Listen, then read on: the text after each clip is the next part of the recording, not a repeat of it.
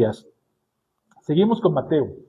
Es importante porque ya tenemos un contexto de Mateo, sobre todo a partir de las bienaventuranzas. Capítulos 5 al 7, luego vimos 8 y ahorita estamos en el 9. Vamos a ver las Biblias en Mateo capítulo 9, versículo 35-38. Entonces ya vimos los milagros, por eso vamos en ese sentido, tocando estos puntos que no se vieron cuando vimos específicamente los milagros. Mateo capítulo 9, versículo 35 al 38. Y lo he titulado Evangelismo, porque es precisamente lo que Jesús hace. Que Dios nos bendiga y nos guíe en su palabra. Dice así: recorría Jesús todas las ciudades y aldeas, enseñando en las sinagogas de ellos y predicando el evangelio del reino y sanando toda enfermedad y toda dolencia en el pueblo. Y al ver las multitudes, tuvo compasión de ellas, porque estaban desamparadas y dispersas como ovejas que no tienen pastor.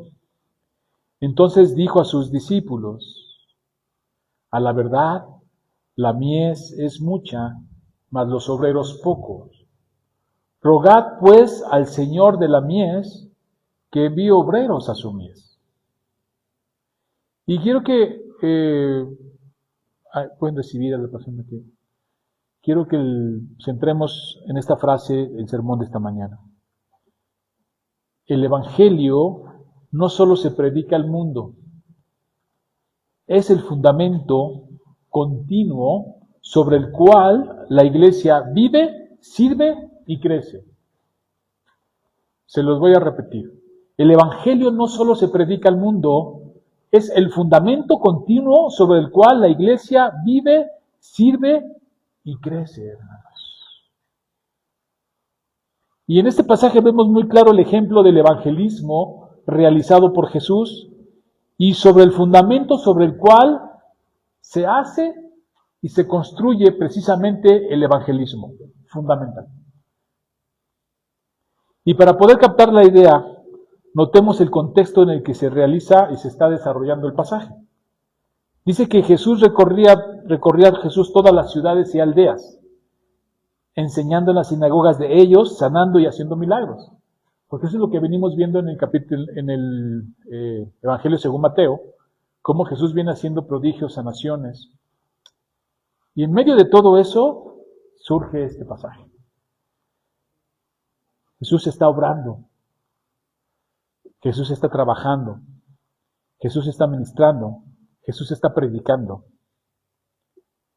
Por eso podemos entender y ver que Jesús es nuestro ejemplo y nuestro fundamento. Más adelante veremos cómo Jesús nos dará la gran comisión, que es la continuidad de lo que Él viene haciendo. Ir y predicar el Evangelio a toda criatura, bautizándolos y enseñándoles todas las cosas. Hay una realidad o una etapa diferente en el tiempo de redención, hermanos. Siempre es importante, porque lo vimos en el ayuno. Vimos cómo tenemos que ayunar, desde dónde tenemos que ayunar, desde qué realidad tenemos que ayunar. Y la realidad es que el esposo está aquí, dice Jesús. Estamos de fiesta, ¿por qué ayunaríamos? Y en esta realidad es que Jesús ha llegado. En esta realidad de la redención nos deja ver que el reino ha llegado, el rey ha llegado y ha inaugurado su reino.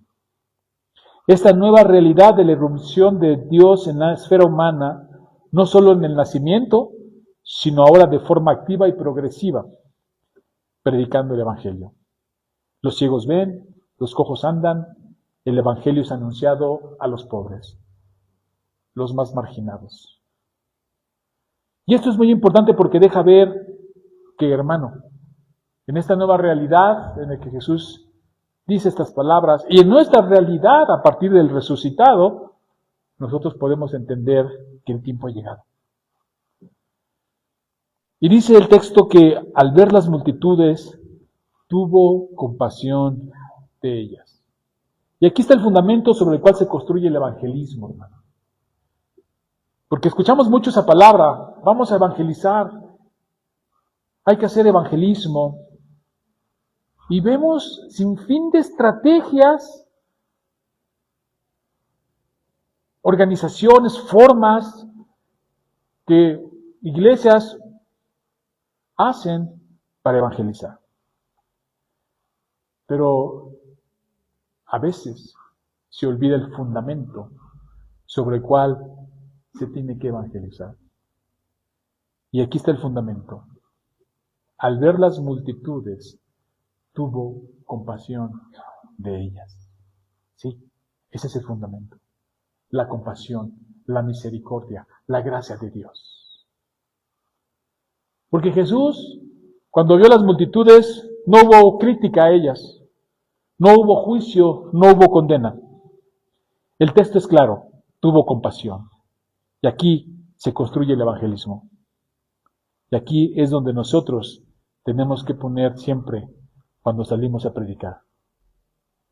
Porque ese es el principio, este fundamento de la compasión, de la misericordia, de la gracia de Dios, es el fundamento por el cual hoy tú y yo estamos aquí. Sí, hermano. Porque un día nuestro Señor tuvo compasión de nosotros. Nos miró en la condición en la que estábamos, muertos en nuestros delitos y pecados, llenos de cargas por las circunstancias alrededor de nosotros, tristeza, amargura, odio, soledad,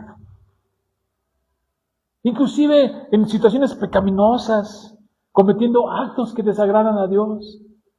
Y al vernos dijo, hay una gran necesidad de una buena nueva en ti y en mí. Ese es el fundamento. Jesús ha tenido compasión de nosotros. Todo evangelismo debe de partir de esta premisa, la compasión, la misericordia. Así como Jesús nos ve, así hay que ver a los demás. Sí, hermano. No emitir juicios, críticas o actitudes despectivas, porque es en un momento donde Dios nos miró con compasión que nos llamó a sus pies. ¿Te acuerdas? ¿Te acuerdas cuando el Señor te llamó? ¿Te acuerdas en qué circunstancias estabas? ¿Te acuerdas de dónde te sacó? ¿Te acuerdas de lo que te libró? Lo hemos dicho, muchos de aquí, si el Señor no hubiera tenido compasión de nosotros, nos hubiera mirado con misericordia, precisamente en la situación en la que estábamos, pecaminosa si quieres, terriblemente pecaminosa. Si no hubiera tenido compasión, muchos de nosotros ya estaríamos muertos o en la cárcel. Pero lejos de emitir un juicio, Jesús va más allá de lo que se ve externamente y vio la necesidad en nuestro corazón. Porque recuerda, Él no vino a justos, sino a pecadores. Jesús vio a las multitudes como ovejas sin pastor y tuvo compasión. Esto no significa que ignorara el pecado o que no tuviera una visión moral clara de lo que es el pecado y de la gente misma. Más bien, significa que su primera reacción fue misericordia ante esa condición, ante tu condición, ante mi condición. Jesús sí confronta el pecado, pero nunca, hermano, desde el rechazo frío, sino desde una compasión que busca restaurar. Por ejemplo, a los pecadores llama al arrepentimiento, no los aprueba en su condición. Y eso es muy importante, porque luego escuchas unas cosas ahí muy, muy extrañas. Jesús a los pecadores llama al arrepentimiento. A los enfermos y marginados los acerca, no los evita. A los religiosos orgullosos sí los confronta con dureza porque creen ver, pero están ciegos. Vemos ahí completamente dos lados opuestos. Orgullo religioso. Pero por otro lado, cuando vemos el texto que dice que los que estaban enfermos y los pobres, es interesante porque es precisamente este tipo de personas, como tú y como yo, marginados, Porque en ese contexto el que estaba enfermo se pensaba y se creía que no era bendecido por Dios. Había esa idea. Era un castigo inclusive de Dios. Y Jesús mismo aclara eso cuando le preguntan del ciego de nacimiento que quién pecó. Porque así decía la ley, que si adoraban dioses ajenos, Dios vendría sobre ellos hasta la 4ª generación. Alguien pecó entonces. Y Jesús le dice, no, está así para que yo muestre mi poder y Dios sea glorificado. Pero esa gente era marginada, hecha a un lado, porque se pensaba que no había bendición en él. Gloria a Dios que no es así. Si tú tienes alguna situación, inclusive de pobreza, que sea para la gloria de Dios. Si tú tienes una situación de enfermedad, que sea para la gloria de Dios. Porque eso es lo que Jesús ve, una necesidad. Y en medio de ella, Él muestra su poder. Es lo que le dijo, está así para que yo muestre mi poder. Y Dios sea glorificado. Así que en estas circunstancias Jesús lo que ve es tu necesidad, mi necesidad, más allá de tu pecado y mi pecado. Por supuesto lo toma en cuenta porque llama arrepentimiento. Por supuesto entiende que hay que limpiar ese pecado, pero lo que ve a profundidad es una gran necesidad. Así que lo que tenemos que hacer nosotros cuando vamos a evangelizar es mirar como Dios mira, mirar como Cristo mira, que nos dé esa visión. Pero esa visión no se obtiene así, se obtiene en una relación con el Padre, se tiene una relación con Dios mismo. Si tu relación vertical es fuerte con el Señor, horizontalmente a los demás se verá reflejado. Así que Jesús ve más profundo que la conducta. No solo ve el problema externo, sino la realidad interna. Personas desorientadas, heridas, sin pastor. ¿Te acuerdas?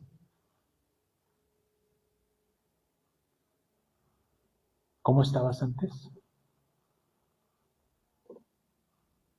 ¿Desorientado? Hay momentos en la vida, y me quiero referir a mis hermanos jóvenes, que los que hemos pasado por esa etapa, conocemos esa etapa. Hay momentos en la juventud que te sientes solo, incomprendido, desesperado, sin rumbo.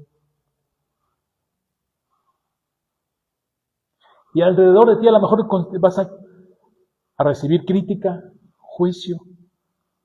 Pero Jesús no es así. Jesús conoce tu corazón y sabe tu necesidad. Él va más allá de todo eso. Recuérdalo cómo fue cuando te llamó. Recuerda en qué circunstancias de gran necesidad el Señor te miró con compasión. Y es algo que nosotros tenemos que aprender a mirar como Jesús mira. Porque el evangelismo está basado en la compasión, está basado en la gracia, está basado en la misericordia. El viernes que salíamos de aquí, vamos caminando, una hermana y un hermano y yo, y pasamos aquí al lado, la puerta ancha. ¿Se han visto? La puerta ancha, ¿no? O sea, llena de gente tomando. Yo he visto hasta niños adentro. He visto niños ahí, como si fuera familiar, ¿no? ¿Y qué nos da? ¿Qué sensación nos provoca? Seamos francos. En alguna medida decimos, vente para acá, hay puro borracho, ¿no? En alguna medida, a lo mejor. Pero Jesús no ve así. Jesús los mira y dice, ¿cuánta necesidad hay? ¿Qué tan perdidos están? Necesitan la gracia. Necesitan amor. Necesitan una buena nueva. ¿Bien? Y mirarlos y decir, yo no sé, pero yo cuando veo esas escenas, pues me trae algunos recuerdos. Y esos recuerdos me traen soledad. Me traen tristeza. Cuando estaba yo desorientado, perdido, sin pastor. Y uno los ve y dices, qué tristeza. Cuánta soledad. Y es lo que ve Jesús. Hay que mirar como Cristo mira. La compasión reemplaza el juicio condenatorio, hermano. No es que desaparezca el discernimiento, sino que cambia el corazón. Ya no es qué mal está esa persona, sino cuánta necesidad tan profunda tiene de Cristo. Desde ese fundamento Jesús enseña el evangelismo. Y eso es bien delicado, hermanos, y es con mucho cuidado. Voy a mencionar esta parte y después la vamos a desarrollar. Pero ¿por qué hacemos mucho énfasis en eso? Cuidado, hermano. Cuidado con mirar la iglesia, verla vacía y pensar, hay que salir a predicar. No hay nada más alejado del evangelio que eso. ¿Sí? ¿Qué estamos pensando cuando decimos eso? ¿Hay que llenar la iglesia? ¿Hay que hacer estrategias para que se llene? ¿Para que esté? ¿Qué es eso? Yo siempre he criticado esto y lo digo y no me importa. 1 millón para Jesús. ¿Qué es eso? Y desde el mismo título no tiene nada que ver con el evangelio. 1 más para Jesús.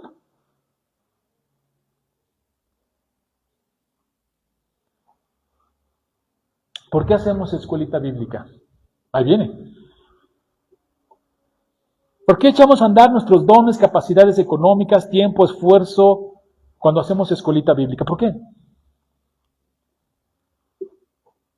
Porque un día Cristo nos miró con compasión. Y de la misma manera miramos a los niños. Y muchos de ellos, hermanos, vienen de familias disfuncionales. Traen conductas rebeldes. Pero lo que nosotros vemos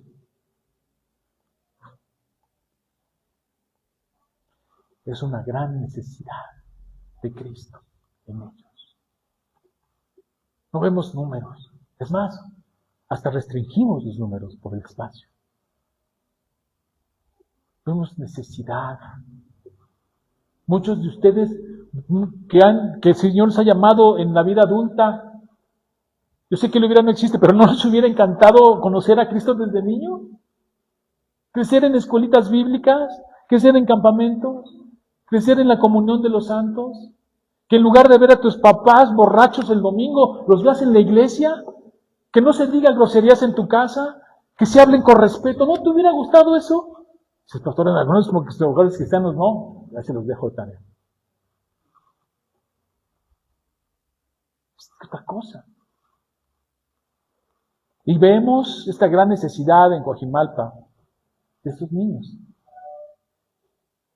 de todas las edades, de todas las condiciones económicas, todo. Hay una gran necesidad y eso es lo que Cristo ve. Y eso es como tenemos que mirarlo. Recuerdo, cuando era joven, en la iglesia que crecí, yo crecí dentro del cristianismo, crecí con esas escuelitas bíblicas, crecí con esos campamentos, crecí con todo eso y le doy gloria a Dios por ello. Y me tocó, igual que algunos jóvenes hoy en día ya, que están participando, que fueron niños que tomaron escuelita bíblica, hoy ya están participando en la escuelita bíblica. Recuerdo que una vez hacíamos escuelita bíblica donde crecía allá en Naucalpan, y todos conocemos esta condición en la que viven los niños de las vías.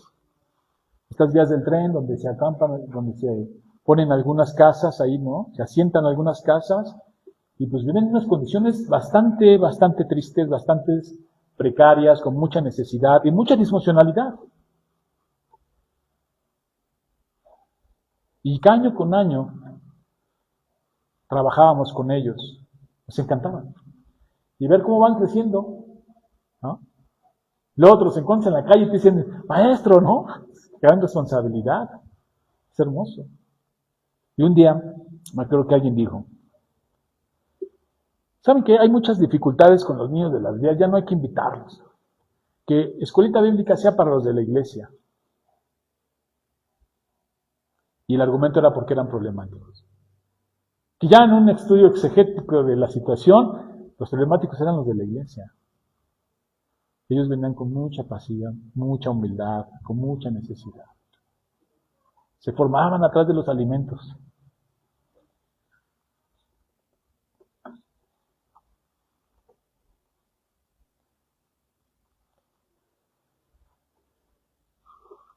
Por eso,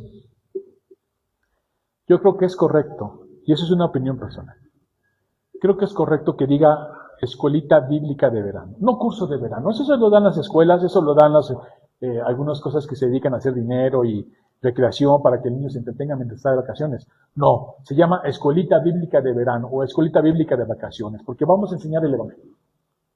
¿Qué es lo que ellos necesitan? Una verdad de vida que les va a transformar.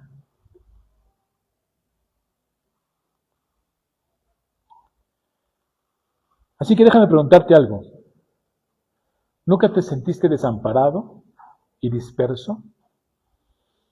Con todas las problemáticas alrededor de nosotros que en algún momento vivimos, te pregunto, ¿no te llegaste a sentir sin rumbo, con tristeza?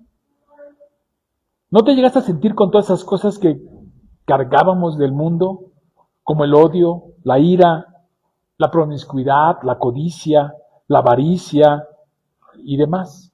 ¿O nunca te llegaste a sentir indigno, sucio? ¿Que habías desobedecido y que habías hecho algo que te sentiste mal y sucio? Pero eso es lo que mira Jesús y nos ve con compasión.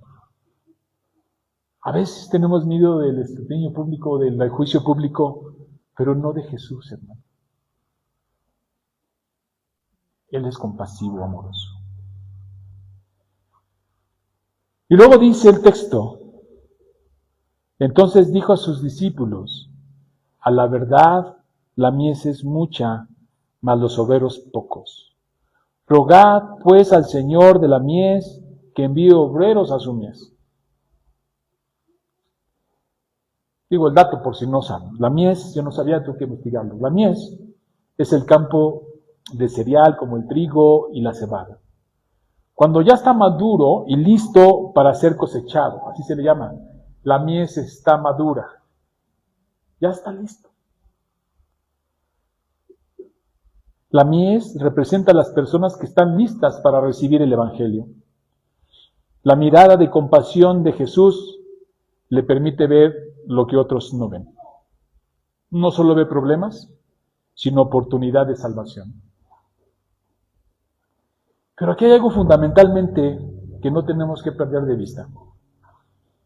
Fíjense bien, hermano. Porque a veces, y aquí tengo el texto de Pablo a los Corintios, pero antes de mencionar el texto de Pablo a los Corintios que puede llegar a confundirnos, que claro que no, porque Pablo lo establece bien, es más, lo que hace es que dice lo mismo que Cristo. Así que la pregunta es, ¿qué produjo la mies? Más aún, ¿quién produjo la mies? Sí, esa semilla ya lista para cosecharse. ¿Quién la produjo? ¿Quién? Eso es importantísimo. Si la mies son las personas, ¿quién produjo esa mies de tal manera que ya están listas para recibir el Evangelio? La obra de Dios en sus corazones. Manifestada y hecha visible por la llegada del reino y la presencia del Rey. Ya el tiempo llegó. La presencia, la irrupción de Cristo, del Evangelio, del reino de Dios y del Rey que es Cristo, nos está anunciando que el tiempo ha llegado porque Dios ha hecho la obra en los corazones de las personas. Y es momento de trabajar.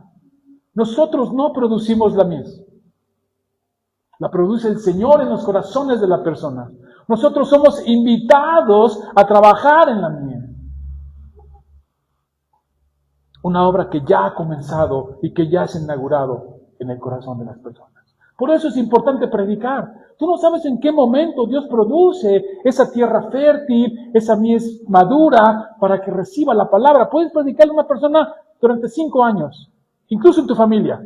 Y no te hace caso, pero tú sigue predicando, porque el que hace la obra no eres tú, la hace el Señor. Él es soberano, la salvación es de Él. Y un día respondes, o responde la persona. Tú no hiciste la mies. A ti te invitaron a participar de ella. La obra la hizo el Señor en el corazón. Y eso da descanso, pero también quita orgullo. Y también quita frustración. Porque a veces nos desesperamos y a veces hasta nos cuestionamos, pero eso es un mal enfoque. Y decimos, pues ¿qué estaré haciendo mal? No, que trata de ti. No eres tú, la obra la hace el Señor.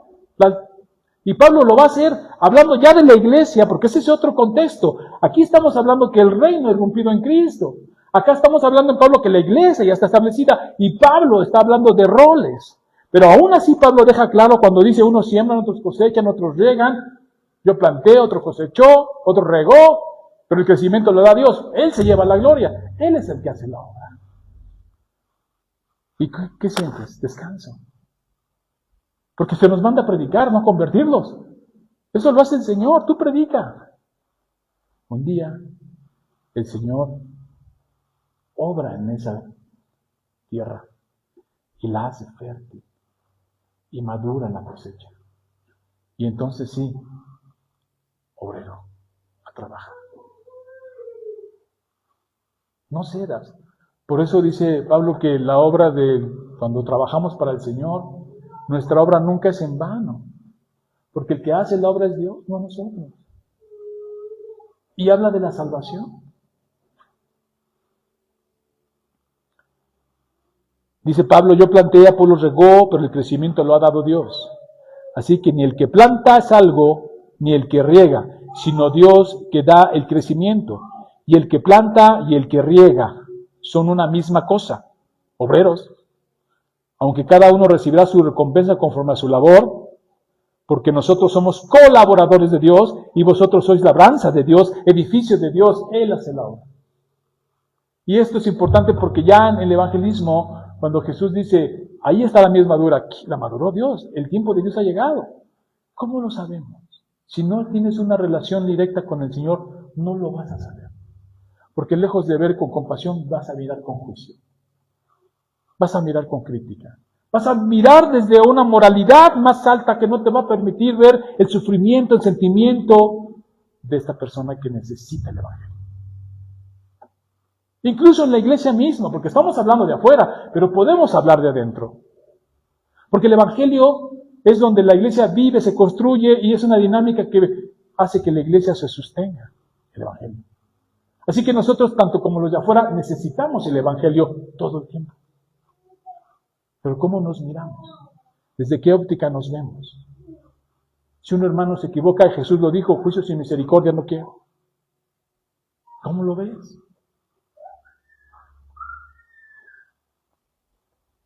Dice Pablo, somos colaboradores y el resultado es labranza de Dios. ¿Eso qué quita, hermanos?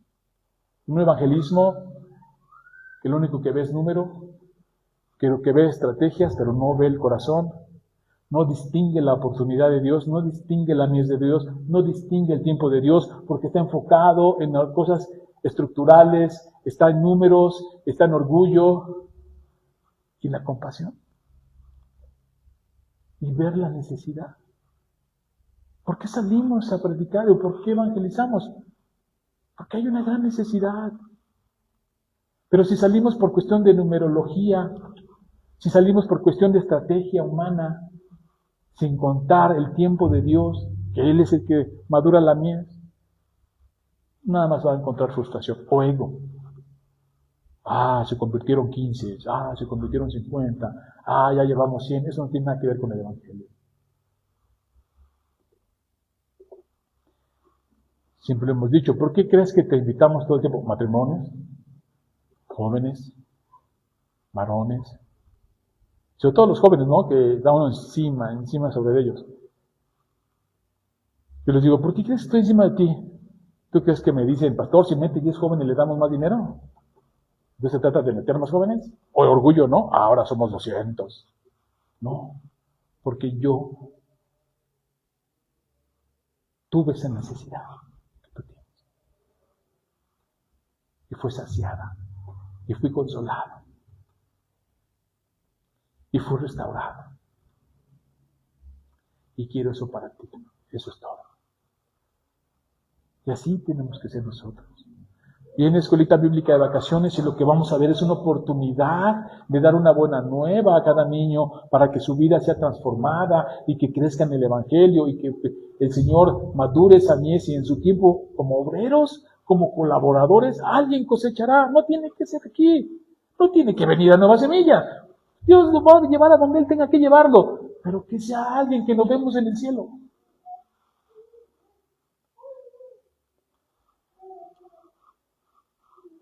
Que sea alguien que en algún momento te encuentres ya en su vida adulta y te dé las gracias. Que diga, gracias por haberme compartido la palabra. ¿Cuántos de aquí, algunos son resultado de escuelitas bíblicas? ¿Sí? Ahí recibieron la palabra y el Señor ya empezó la obra y hasta que la terminó. Y aquí estamos. Ese es el fundamento sobre el cual debemos construir el evangelismo. Y luego, de ahí parte Jesús y les dice, entonces dijo a sus discípulos,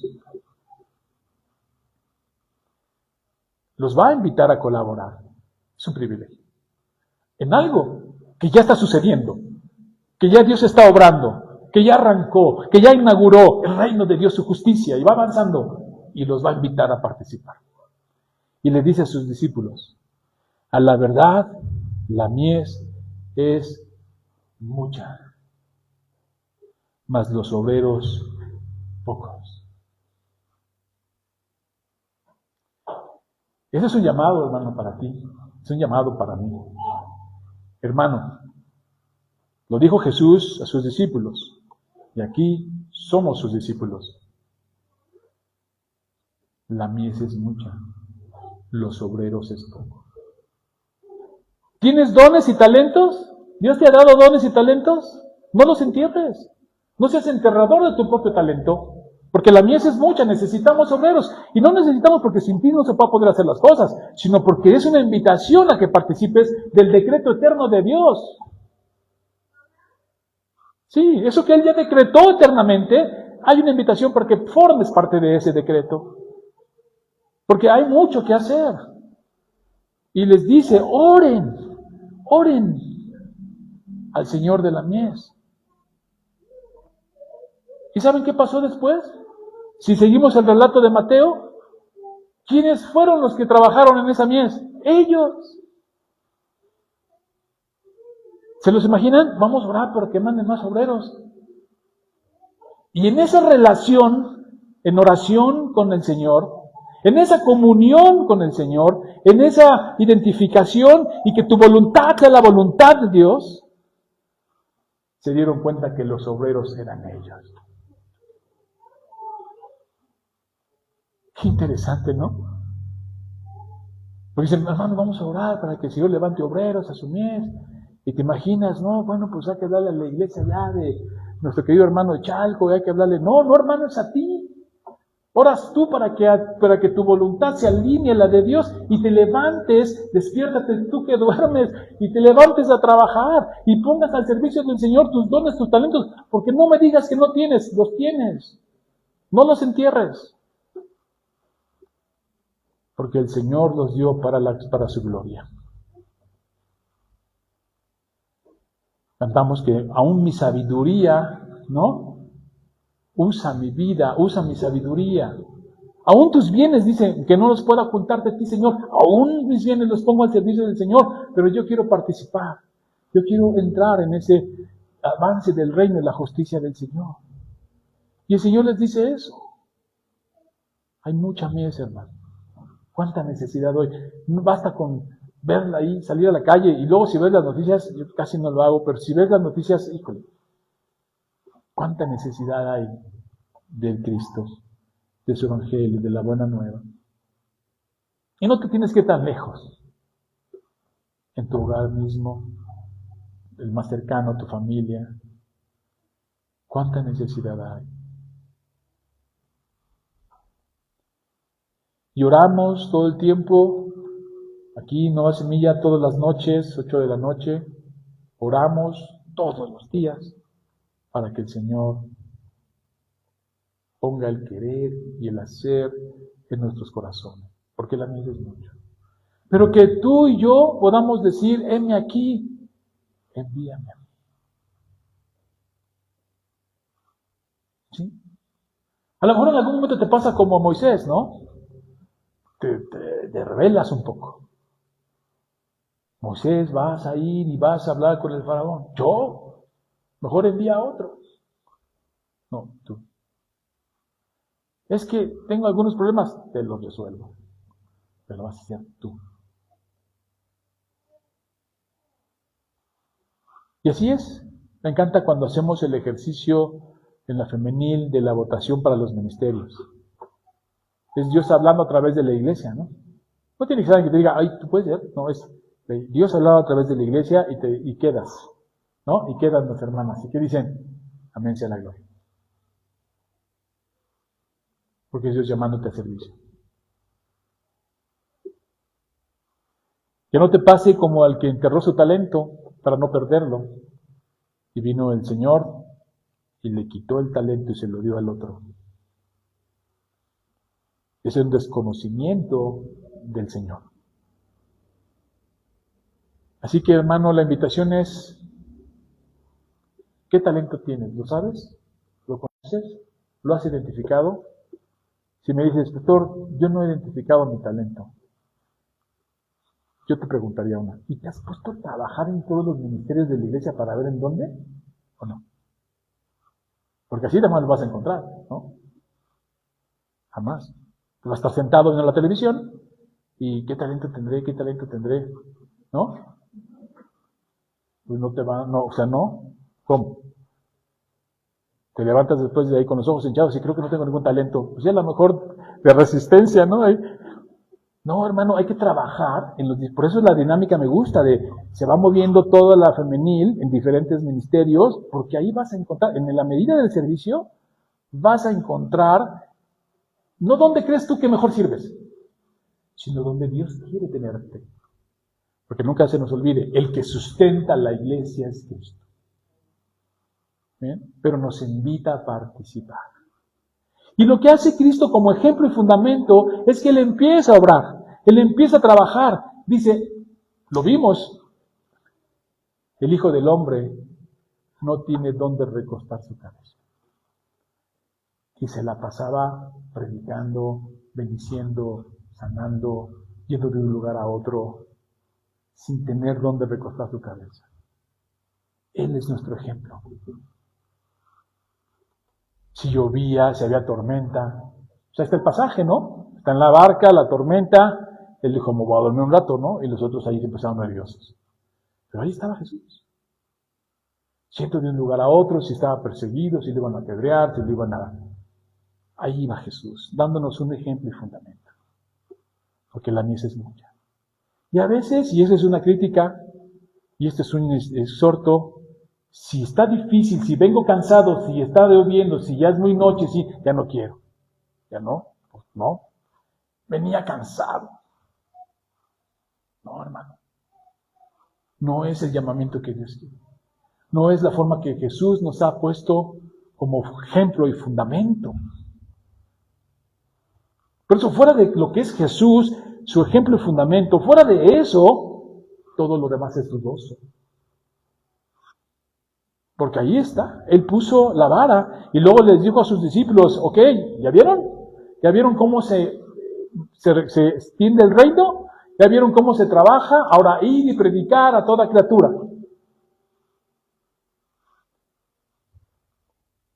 Y les dice, empiecen por Jerusalén. Y gracias a Dios que el Señor de la mies ya les contestó, son ustedes los obreros. Pero no lo entendían y no lo deseaban y no lo asimilaban, hoy ya lo hacen. Y yo doy gracias a Dios porque hoy en Nueva Semilla el Señor envió obreros a la mies. ¿De dónde? De aquí mismo. No tuvimos que traer a nadie más de fuera, de aquí mismo, al orar. Se dieron cuenta ustedes mismos que los obreros somos nosotros y que la mies es mucha. Pero si tú no has encontrado tu lugar, tu servicio, no has descubierto tu don y talento, no tardes, hermano. Porque hay gente con necesidad. Y a veces me dicen, oye, pastor, pero es que no encontré ninguno. Ah, ¿no? ¿Y la oración? Hay una hermana aquí, nuestra querida hermana Marce, ella tenía ese don de la oración. Podía orar por horas. Y oraba horas y por todos. Tenía ese don. Tenía ese servicio. Te toca también orar. Es fundamental. ¿O qué tal la consejería? ¿Qué tal la consolación? Sí, hermano. Porque así como dice la palabra, has sido consolado para que consueles a otros. Eso es mucha bendición. A veces no sabes por qué te pasan tantas cosas en la vida, ¿no? Que dices, oye, es que todo me pasa a mí, ¿no? ¿Sí? ¿No te has puesto a pensar que te están preparando? ¿No te has puesto a pensar que el Señor está trabajando en ti para que un día puedas decir, yo ya pasé por allí, yo ya sufrí eso y he sido consolado? Y con la consolación que me han dado, te consolaré. Porque de gracia he recibido, de gracia no. Sí, hermano. Solo necesitas mirar como Jesús mira y entender el propósito que Dios tiene en tu vida. Porque la vida de un cristiano es una vida con propósito. No es sin propósito, es con propósito. Y todo lo que hacemos tiene un sentido divino. Es que tú lo puedas poner al servicio, que abras tu mente. Vamos a orar para que el Señor envíe obreros a la mies. Pero cuando yo oro para que el Señor envíe obreros a la mies, me estoy refiriendo a cada varón que está aquí, a cada matrimonio que está aquí, a cada mujer que está aquí, a cada joven que está aquí. Le digo, Señor, envía obreros a la mies, pero no le digo así, digo, Señor, pones el querer y el hacer en los corazones a estos obreros que están lentos, que no han levantado la mano. Y eso es lo que Jesús enseña, porque la mies es mucha. Si no es un ministerio en la iglesia, puede ser en tu casa, puede ser en tu escuela, puede ser en tu trabajo. A veces escuchamos gente que dice, fui consolado, o la gente los busca, a los hermanos en Cristo, y dicen, ¿no? Lo dan por testimonio. No sé por qué vienen y me platican sus problemas y todo el día ahí les digo, es porque eres luz, y porque Dios te ha puesto un ministerio de consolación y de consejería, y no necesariamente en la iglesia, puede ser en tu trabajo, y si la gente ve testimonio en ti, se va a acercar, porque va a ver a Cristo en tu vida. Vas a reflejar a Cristo y lo vas a ver con misericordia. Porque esta persona que tiene un problema fuerte, si se lo cuenta a otra persona, lo que va a encontrar es crítica, juicio, condena. Pero si viene contigo va a encontrar con palabras bíblicas, palabras de amor, palabras de consuelo, sí también de reprensión, pero siempre con el fundamento de la compasión, de la misericordia. ¿Puedes ver la diferencia? ¿Puedes ver a dónde nos lleva este evangelismo? Este evangelismo no se trata de números, de cantidades. Eso es parte de lo que surge. Y esto tiene mucho que ver con esta expresión que decimos, avivamiento. ¿Han escuchado esa palabra de avivamiento? Vamos a orar para que haya avivamiento en la iglesia. Mi pregunta es, ¿a qué se refieren? ¿Qué están diciendo cuando dicen eso? Vamos a orar para que haya avivamiento en la iglesia. Es al revés. Es al revés. Ahí viene un avivamiento y que el Señor nos pone a orar para prepararnos para ese avivamiento. Pero ahora, ¿qué es un avivamiento? Vida. Avivamiento, vida. Cuando la iglesia ha perdido vitalidad, cuando la iglesia ha perdido vida, cuando la iglesia ha caído en conformismo, cuando la iglesia ha caído en legalismo, cuando la iglesia es una iglesia como la de Éfeso que perdió su primer amor, necesita un avivamiento. Necesita otra vez retomar, le dice Cristo a la iglesia en Éfeso, acuérdate de dónde has caído. Necesitas un avivamiento. La iglesia, el avivamiento empieza de internamente, con la iglesia, con la madurez, con la comunión, con la unión. Ahí se ve que hay avivamiento. Y de allí hacia afuera. Porque si no, hace cortocircuito. Vas a salir afuera, no vas a reconocer el tiempo del Señor. No vas a reconocer cómo Dios ya habló y la mies está madura, porque vas por una situación muy diferente a lo que el evangelismo es. Y el avivamiento tiene que ver con la vida en la misma iglesia que empieza a unirse, que empieza a cerrar fracturas, que empieza a ser un mismo sentir, un cuerpo santo donde habita el Señor. Ese es avivamiento. Y de ahí hacia afuera, hacia los demás, en el evangelismo. Y no se trata de números, se trata de presentar a Cristo y de que esas personas nos las encontremos en el cielo. Ese es un avivamiento. Cuando oramos por avivamiento, es que el avivamiento ya está. Cuando una iglesia empieza a orar, es que ya está el avivamiento. Y se está preparando para ese avivamiento. Es el mismo proceso. Y eso es lo que nosotros anhelamos.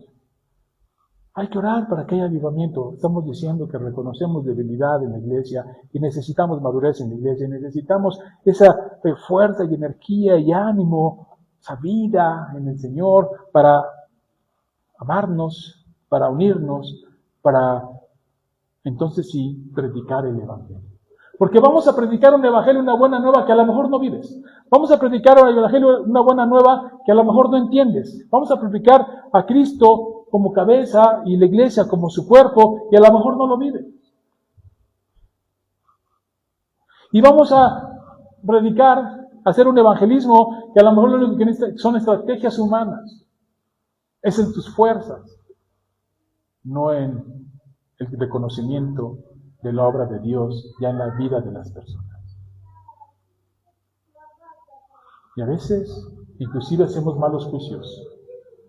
Y decimos, no, ese siempre está de malas.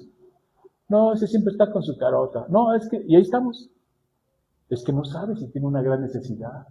Es que no sabe si falleció alguien. Es que no sabe si tiene un gran dolor. Es que no sabe si ha sufrido abandono, tristeza, humillación por mucho tiempo. No lo sabes. Y no lo vas a saber si miras de esa manera, como dice, sin misericordia. Así que hermanos, la invitación es ser como Cristo es. Que Él sea nuestro ejemplo y nuestro fundamento. Y así como Cristo nos miró con compasión, miremos a los demás con esa gran necesidad y misericordia. Oremos. Señor, gracias porque has sido bueno. Gracias porque nos has hecho bien. A ti sea la gloria.